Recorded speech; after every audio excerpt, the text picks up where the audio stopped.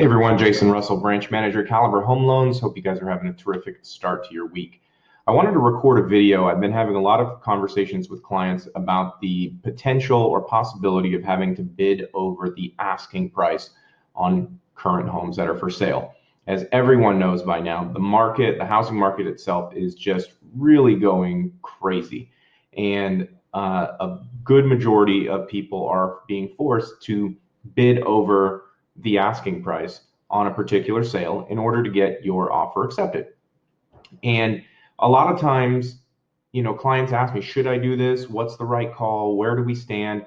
And sometimes those are hard questions to answer. And sometimes in these situations, competitive spirits really come out to the forefront and people are making emotional decisions. And we can help in a way to turn those from emotional decisions to rational, logic-based ones. And there's some good tools that I'm going to share with you today to show how to do that. But if you find yourself in this kind of situation, there's really two questions you should ask yourself, right? Or most people are asking themselves. Number one, how quickly, if I bid over asking, how quickly will I recoup that money? In other words, how long will I be upside down? How long before the value of the home reaches what I offered for it or over offered for it? And then number two, do I have the resources to be able to pull this off, right? To be able to bid over the asking price, that doesn't necessarily mean the home's going to appraise at that price.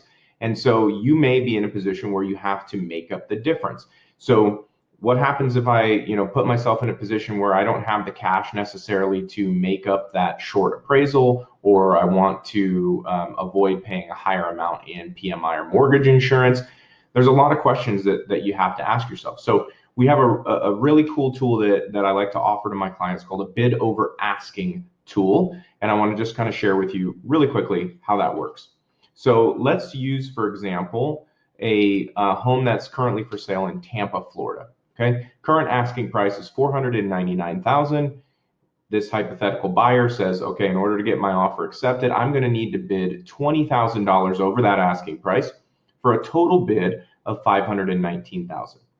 So first thing I'm going to do is I'm going to take the address that one of my clients has. So I'm going to plug this address in. I'm going to take a look at the current estimated value of the home. In this case, it's listed for $499,000. We think the estimated value is $502,000.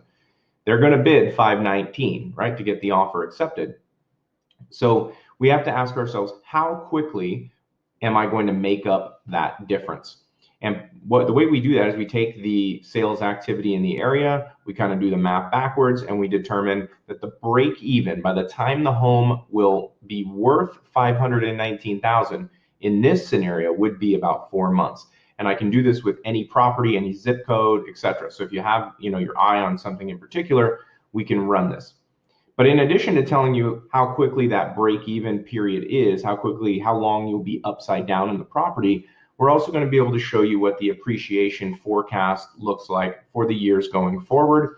We can do it on forecasted appreciation. If you don't want to use that forecast, we can say, hey, historically speaking, this is the average rate of return.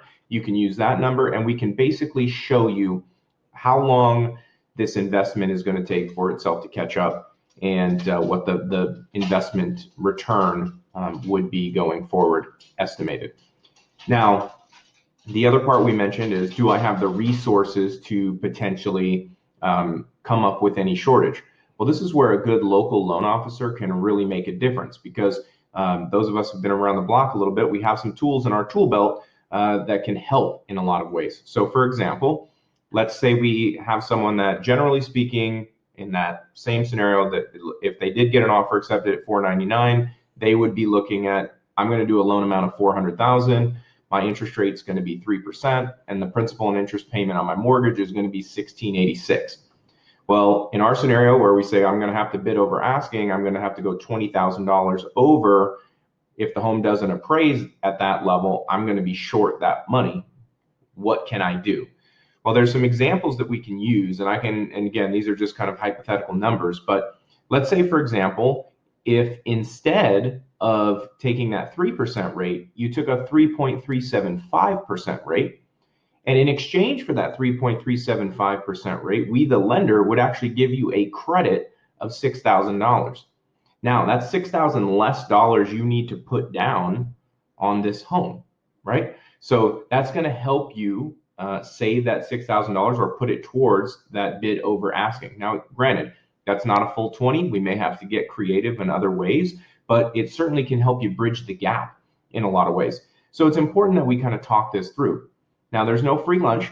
So obviously a higher interest rate comes a higher payment. So in this scenario, you go from a payment of $1,686 to a payment of $1,768.